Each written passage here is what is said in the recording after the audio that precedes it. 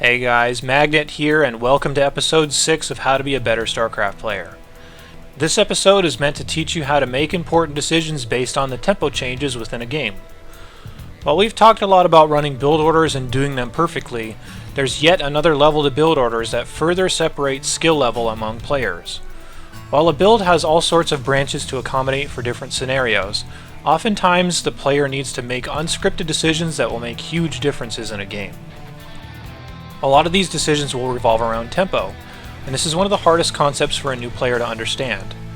As we've seen, every action has a time bound to it, such as the time it takes to build a command center, or the time it takes to walk across the map. Good players will understand the tempo that their opponent is bound to, and do something to make it work to their advantage. A very general tempo play can be made when you hold off an attack. Typically, if you hold an attack but aren't confident that you can go kill them, that's when you want to expand, add tech, and generally be greedy so you can further push your advantage. The reason you should know you can do this is because once your opponent has lost their army but didn't kill you, it's going to be a little while before they can build up enough to be confident to attack again. Lower level players tend to not understand things like this, while good players make the most of it.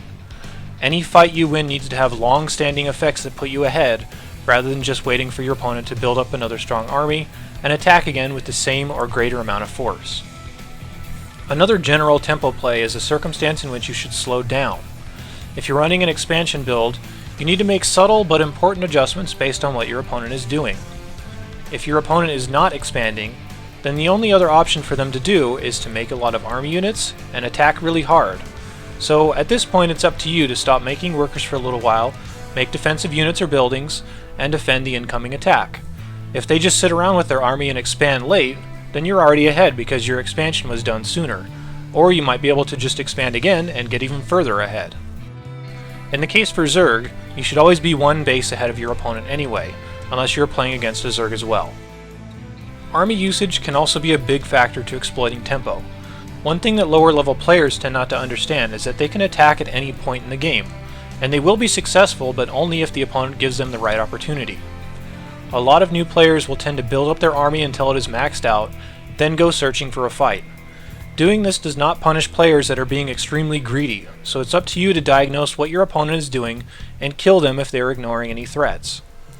Like we mentioned, things like this are very hard to understand, and it requires a lot of analysis, replay review, and just playing out games to start to get a good grasp on it. Most of these examples are pretty high level and take a long time to learn. So if you really have no experience with exploiting tempo, try to experiment with it from a defensive standpoint. Force yourself to expand faster than your opponent, and add more tech or expansions every time you hold off an attack. Since we're focusing on defensive tempo, try not to go to your opponent's side of the map unless it is to kill a mining base.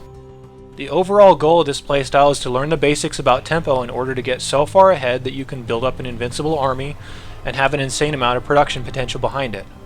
Not only that, it will help you focus on the importance of feeling out a game, scouting, having good macro, and in general playing out a really long game.